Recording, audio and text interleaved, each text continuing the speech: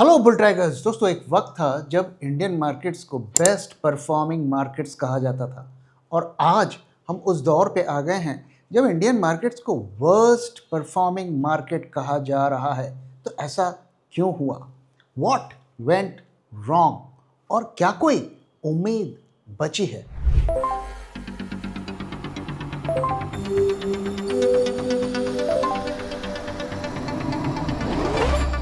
जब मार्केट की हो बात, बेटर आस्क बुल ट्रैक। तो जैसे कि आप देख सकते हैं कि हमारे मार्केट्स बॉटम में हैं और जो हमारा नेबर है कोरिया, उसका इंडेक्स आप देख सकते हैं कि एक साल में 57% अप है। जापान, जिनके मार्केट्स लंबे समय से अंडर परफॉर्म कर रहे थे, वहां पे देखिए 30% अप है। हैंगसेंग 30% अप है। नैस्डैक 27%। जर्मनी का डैक्स ये भी 26% अप है और डाउ जोन्स भी 13% अप है। तो आप देख सकते हैं कि हमारी इमर्जिंग इकॉनमी है जिसमें ज़्यादा ग्रोथ होता है, उसके बावजूद ये बॉटम पे है। और ये जो ऑलरेडी डेवलप्ड कंट्रीज़ हैं उनके मार्केट्स जो है हमसे ज़्यादा आउट परफॉर्म कर रहे हैं। लेकिन कुछ साल पहले अगर आप मार्केट्स की कहानी देखेंगे तो वहाँ पे कुछ और था और उस वक्त इंडिया टॉप पे था। करीब 80% का गेन इसने दिया 2020 के कोविड लो से 2024 तक।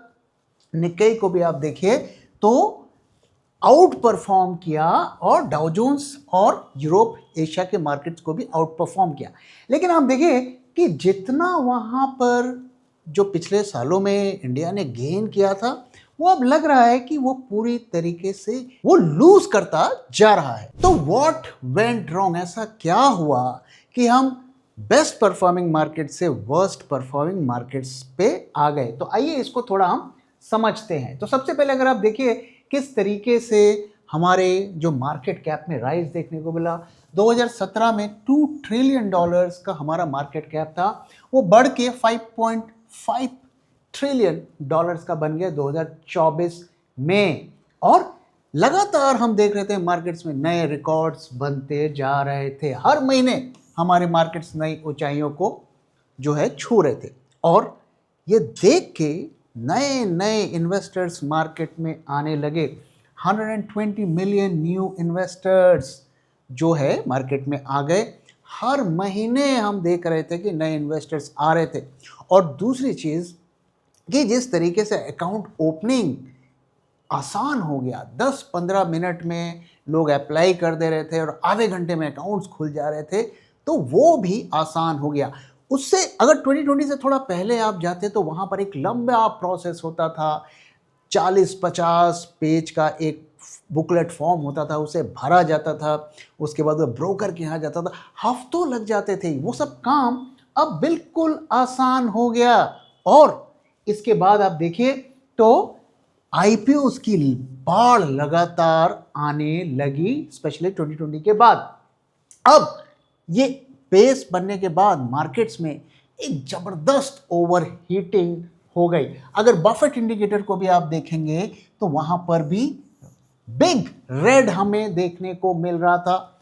स्टॉक्स और निफ्टी की वैल्यूएशंस स्काई रॉकेट हो गई और इक्विटी कल्ट आ गया, एक फीवर आ गया। हर कोई जिसे आप देखो वो फटाफट अकाउंट खोल के कुछ शेयर्स, कुछ ऑप्शंस खरीद के मार्केट का एक्सपर्ट बन गया था।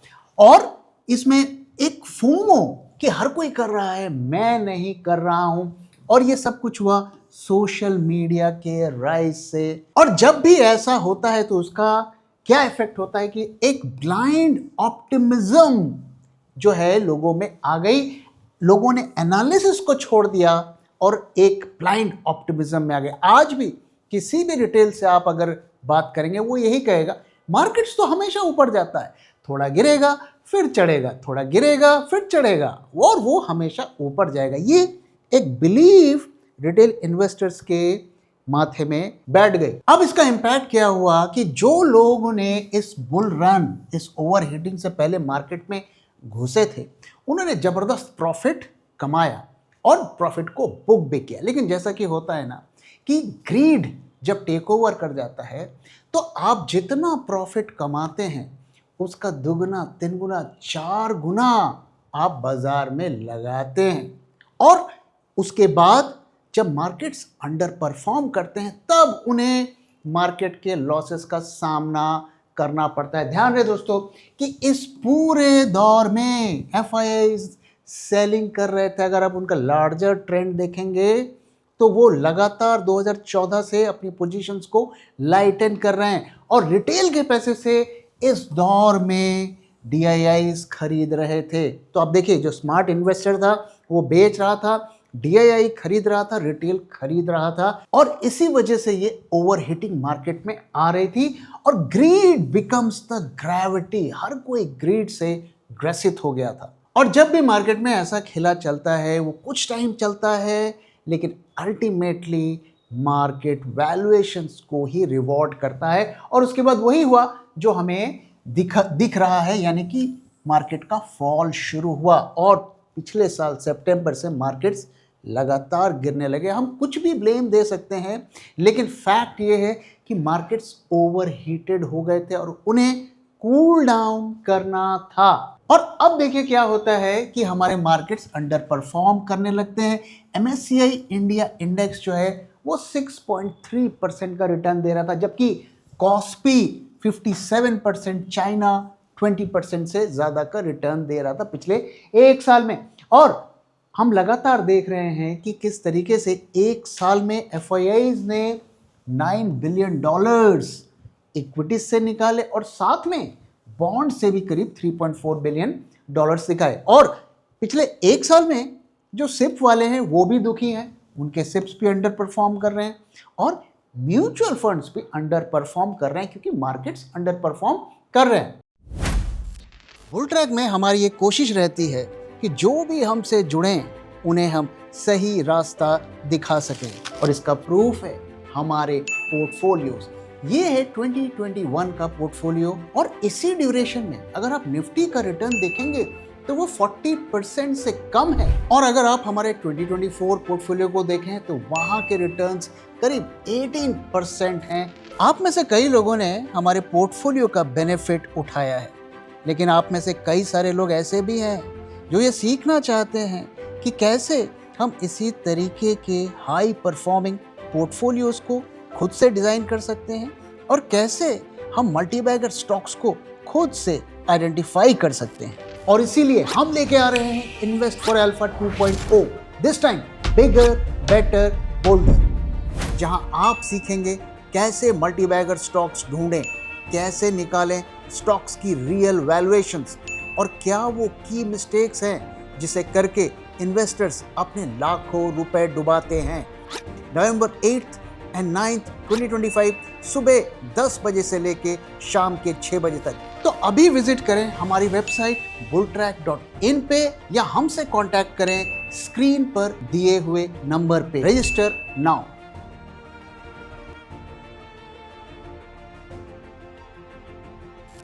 तो ये जो फॉल हमें देखने को मिल रहा है, हम जानते हैं इसके पीछे वजह क्या है, एफआईआईज की सेलिंग। लेकिन एफआईआईज तो दूसरे मार्केट में जा रहे हैं, वो कोरिया में जा रहे हैं, वो चाइना में जा रहे हैं, वो यूएसए में जा रहे हैं, तो हमारे मार्केट्स में क्यों नहीं आ रहे? क्या है यहाँ पे प्रॉब्लम? तो प्रॉब्लम क्या है, आइए उसकी बात करते हैं। तो सबसे पहले वैल्यूएशंस टू हाई। ज़्यादातर रिटेल वालों से आप बात करेंगे ना, उन्हें वैल्यूएशन से कुछ मतलब नहीं। उन्हें यही पता है कि भाई स्टॉक तो ऊपर जाने के लिए ही बना हुआ है, जो कि सही नहीं है। वो कुछ टाइम तक जा सकता है सेंटिमेंट्स की वजह से, लेकिन अल्टीमेटली वो वैल्यूएशंस के बेसिस पर ही काम करेगा। MSCI इंडिया इंडेक्स को अगर आप देखिए तो 23x पे ट्रेड हो रहा है, जबकि अगर आप देखिए तो एवरेज हमारा 21.5 है, जो कि तब रीजनेबल है जब आपकी इंडस्ट्रीज डबल डिजिट से ग्रो करे, जो कि अभी नहीं हो रहा है। तो ये काफी ज्यादा एक्सपेंसिव है। अगर आप देखिए अर्निंग्स, हमारी कंपनीज क्या कर रही हैं, मैंने आपको कई बार दिखाया कि ज़्यादातर हमारी जो इंडस्ट्री है, सेक्टर्स हैं, वो लगार्ड्स हैं। आप किसी भी इंडस्ट्री को उठा के देख लो, आईटी को उठा के देख लो, एफएमसीजी को उठा के देख लो, ऑटो को उठा के देख लो, पिछले 1-1.5 साल में वो सब लगार्ड साबित हो रही हैं, अंडर परफॉर्म कर रही हैं। इक्का दुक्का इंडस्ट्री को अगर आप छोड़ दें तो सब में ग्रोथ डिप हुई है। तो profit growth trails peers like Taiwan and Korea. देखिए ये हमारे नेबर्स हैं और उनके कंपैरिजन में हमारी इंडस्ट्री का रेवेन्यू प्रॉफिट दोनों कम ग्रो कर रहे हैं। और तीसरी जो सबसे खास वजह है दोस्तों, मैंने कई बार आपके साथ शेयर किया है कि एआई में हम फिसड्डी साबित हुए। जब आईटी का बूम आ रहा था तो हमने बहुत अच्छा किया, हमने एसईजेड खोले, इस कंपनी को टैक्स ब्रेक्स दिया और उन्होंने ज़बरदस्त वेल्थ क्रिएट किया इन्वेस्टर्स के लिए, एम्प्लॉयज़ के लिए और हमारे इकॉनमी के लिए काफ़ी सारी जॉब्स क्रिएट की, जो कि एआई बूम में हम ऐसा लगता है कि पिछड़ गए हैं। बेशक अब खबरें आ रही हैं कि ये किया जा रहा है, वो किया जा रहा है, कई सारी चीज़ें आ रही हैं, लेकिन फैक्ट ये है कि हम पिछड़ गए हैं और हमें कई साल लगेंगे उसे ओवरकम करने के लिए। और एफआईआईज भी इसी वजह से इंडिया छोड़कर जा रहे हैं। ओवर कॉन्फिडेंस बबल, देखिए अभी भी रिटेल का मोराल जबरदस्त हाई है, वो ये मानने को तैयार नहीं है कि मार्केट्स ओवर वैल्यूड है। और अगर इंडिकेटर्स को देखेंगे, बफेट इंडिकेटर्स भी हाई लेवल पर है।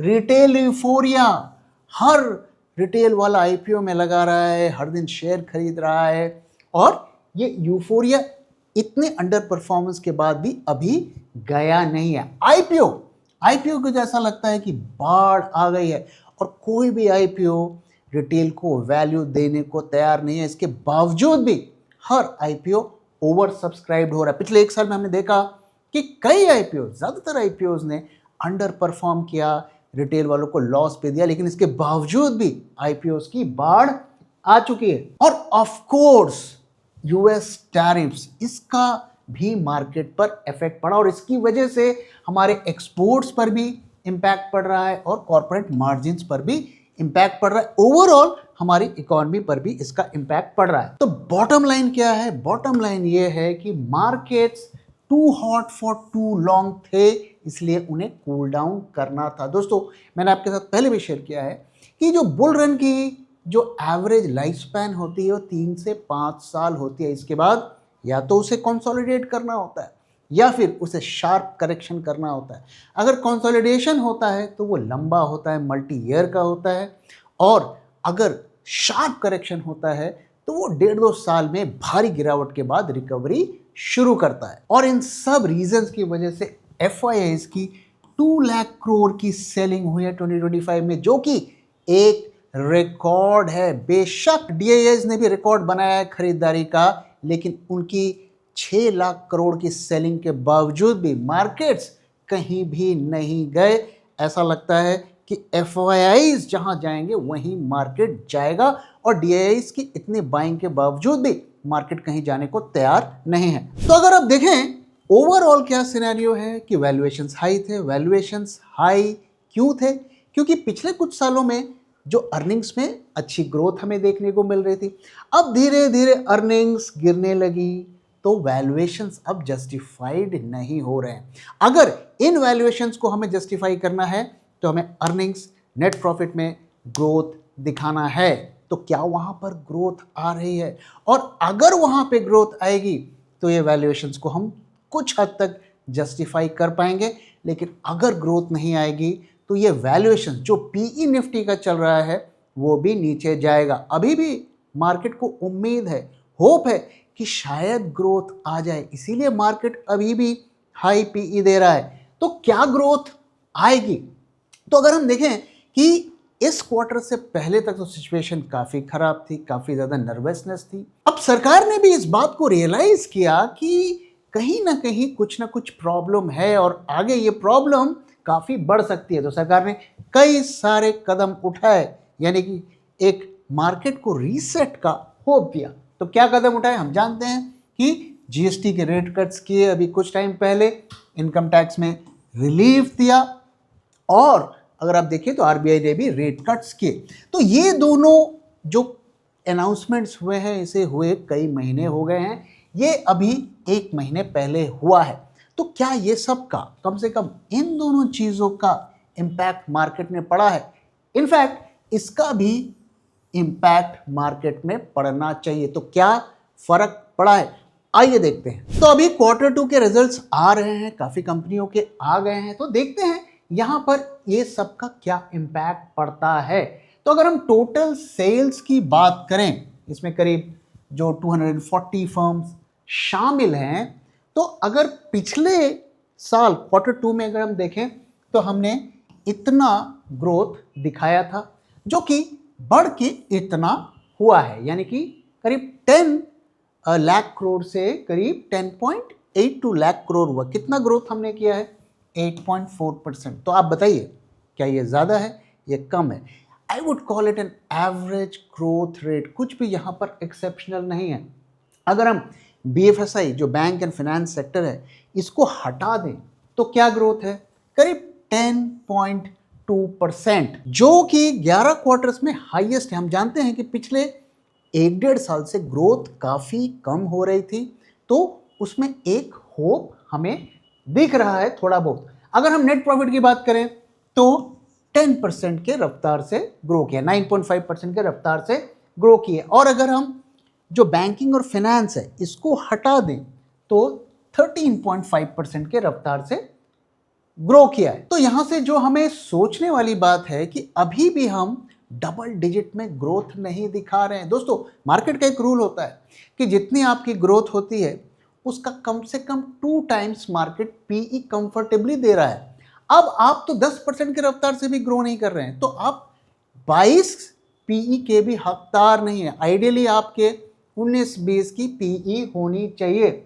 और अगर हम बैंकिंग और फाइनेंशियल्स की बात करें, यहां हमें क्या देखने को मिल रहा है कि प्रॉफिट ग्रोथ में स्लाइट अपटिक आया है। दोस्तों, ध्यान रहे कि पिछले साल प्रॉफिट्स में डिप आया था, तो आपका बेस लो हुआ है, इसलिए जो राइस है वो काफी कम है। अगर हम क्रेडिट ग्रोथ की बात करें तो इतना कुछ करने के बावजूद भी 13% से 15% का ग्रोथ हुआ है, सिर्फ 2%, जबकि हम पिछले सालों में 20-25% के रफ्तार से क्रेडिट में ग्रोथ हमें देखने को मिल रहा था। तो ओवरऑल अगर हम देखें तो ये जो ग्रोथ हमें Q2 में देखने को मिल रही है, इसकी एक बड़ी वजह है फेस्टिवल्स का डिमांड। ऑफ कोर्स जो GST का भी हुआ है उसका भी थोड़ा बहुत फर्क पड़ा है। क्या ये डिमांड सस्टेन करेगी? तो मुझे लगता नहीं है कि कोई हम एक्सेप्शनल ग्रोथ देखने वाले हैं। उसकी वजह मैं आपको बता रहा हूं कि आप देखिए कितने महीने हो गए हमने इनकम टैक्स कट्स की अनाउंसमेंट की थी, रेपो रेट कट्स की भी अनाउंसमेंट हुए कई महीने हो गए। अब तक इसमें वो रिफ्लेक्शन होना चाहिए था। बेशक GST कट्स का यहाँ पर इम्पैक्ट देखने को मिला है और फेस्टिवल्स का भी इम्पैक्ट देखने को मिला है, लेकिन मुझे अभी तक के डेटा के हिसाब से नहीं लगता कि अगले क्वार्टर में हम कुछ धमाकेदार ग्रोथ दिखाने वाले हैं। थोड़ा बहुत ऊपर नीचे ही होगा, ऐसा मेरा अनुमान है। आप इसके बारे में क्या सोचते हैं? अपना व्यू जरूर शेयर करिए। तो दोस्तों, ये सब का मॉरल ऑफ द स्टोरी क्या है? मॉरल ऑफ द स्टोरी ये है कि बाजार में काफ़ी सारी खबरें आएंगी, काफ़ी कुछ आएगा, काफ़ी कुछ पॉजिटिव कहा जाएगा। बेशक उन्हें पढ़िए, बेशक उन्हें समझिए, लेकिन जब आपको पैसे लगाने की बात हो तो ये पूछिए कितना ग्रोथ मिलेगा और कितना वैल्यूएशंस पर मैं खरीद रहा हूं। इस बात को ध्यान में रखे बगैर पैसे मत लगाइए, यही हमारा सुझाव है। अब आइए दोस्तों, मार्केट की तरफ चलते हैं कि अगले कुछ दिन में मार्केट्स कहां जा रहे हैं। तो आइए सबसे पहले आज का डेटा देखते हैं। आज 29 अक्टूबर है और एक बार फिर हम 26,000 के लेवल के ऊपर हैं। 26,053 के आसपास मार्केट्स ने क्लोजिंग दी है। 117 पॉइंट्स का हमें आज ग्रेन देखने को मिला और during the day once again हमें आज काफ़ी उतार चढ़ाव मार्केट में देखने को मिला। इसका मतलब ये हुआ कि कोई बड़ी पार्टी सेल कर रही है और कोई बड़ी पार्टी खरीद रही है। जब भी मार्केट में ऐसा होता है कि जिसे हम कहते हैं चेंज ऑफ हैंड, एक जगह से शेयर निकलकर दूसरी जगह पे जा रहे हैं और दोनों बड़ी पार्टी होती है, तभी हमें ऐसा देखने को मिलता है। तो कल के दिन भी काफ़ी वोलेटिलिटी थी, आज भी काफ़ी वोलेटिलिटी रही। अगर हम IVs को देखें, यहाँ पर IVs में बढ़त देखने को मिली है और ये सस्टेन भी हो रहा है। इवन विक्स को भी आप देखिए तो ये बढ़ता हुआ हमें दिख रहा है। अगर हम OI एडिशंस की बात करें, आज निफ्टी के फ्यूचर्स में कितना OI एडिशंस हुआ? मामूली हुआ, मैं इसे बहुत ज़्यादा नहीं कहूँगा क्योंकि नई सीरीज शुरू हुई है और साथ में आज का बुलिश डे था, तो यहाँ पर ज़्यादा ऐड होना चाहिए था। और अगर हम प्रीमियम्स को देखें तो इसमें राइज देखने को मिला है, और अगर हम 2 दिन पहले जाएं तो वहां से ड्रॉप देखने को मिल रहा है। अगर टर्नओवर की बात करें तो मैं लगातार आपके साथ शेयर कर रहा हूं कि टर्नओवर काफ़ी हाई चल रहा है पिछले कुछ दिनों से, और एडवांस डिक्लाइन रेशियो उसको सपोर्ट नहीं कर रहा है। और इसके बेसिस पर हमने आपके साथ शेयर किया था कि ऐसा लगता है कि ये एक स्टॉक डंपिंग की एक्सरसाइज चल रही है, और आज भी वही पैटर्न हमें देखने को मिला। और एडवांस डिक्लाइन रेशियो आज कल से बेटर था, काफ़ी अच्छा तो मैं नहीं कहूँगा, लेकिन ठीक ठाक था। और FII की इंडेक्स शॉर्ट्स की पोजीशंस अगर हम देखें तो काफ़ी ड्रॉप हुआ है। अब देखिए ऑलमोस्ट 50% कट हो गया है। अब ये जो हमें फॉल देखने को मिला है, क्या ये एक्सपायरी की वजह से था या कोई और रीज़न है, वो हमें देखना पड़ेगा। आज का डेटा भी नहीं आया है, तो हमें तब पता चलेगा कि आज फ्रेश शॉर्ट्स ऐड हुए हैं या इस पे भी कट्स हुए हैं। तो आज का डेटा मैं नेगेटिव नहीं कहूँगा, थोड़ा बहुत बुलिशनेस ही हमें वहाँ पे देखने को मिल रही है। अगर हम अपने सेंटिमेंट ट्रैकर को देखें, यहाँ कोई बदलाव नहीं है, अभी भी हम मॉडरेटली बेरिश पे चल रहे हैं, और जब हम बेरिश पर आएंगे तभी हमें शॉर्ट्स को इनिशिएट करना है। अब आइए चार्ट की तरफ चलते हैं। तो डेली चार्ट्स देखने से पहले आइए मैं वीकली चार्ट्स आपको दिखाता हूं। यहाँ पे जो खास चीज देखने वाली है, ये जो 2 रीसेंट हाईज आपको देखने को मिल रहे हैं, इनका अगर MACD का लेवल देखेंगे तो आप क्लियरली देख सकते हैं कि यहाँ पर स्ट्रॉन्ग डाइवर्जेंस देखने को मिल रहा है। आप देखिए तो हायर हाई बना है, लेकिन MACD में लोअर लो मिला है, जो कि इस पूरे ट्रेंड को एक क्वेश्चनेबल ट्रेंड बना रहा है। और यही पैटर्न हमें डेली चार्ट्स में भी देखने को मिल रहा है, जो कि मैंने आपको पहले शेयर किया है। तो डेली चार्ट में क्या सिचुएशन है, तो कोई वहां पर मेजर बदलाव नहीं है। जैसा कि मैंने आपके साथ शेयर किया था कि ये जो ब्लैक लाइन है स्टोकेस्टिक की, इसको इस जोन में घुसना है, तभी कोई मीनिंगफुल फॉल हमें देखने को मिलेगा। और ये हमारा लेवल है 25,780। इसके नीचे जब मार्केट्स जाएंगे तभी हमें शॉर्ट्स को इनिशिएट करना है।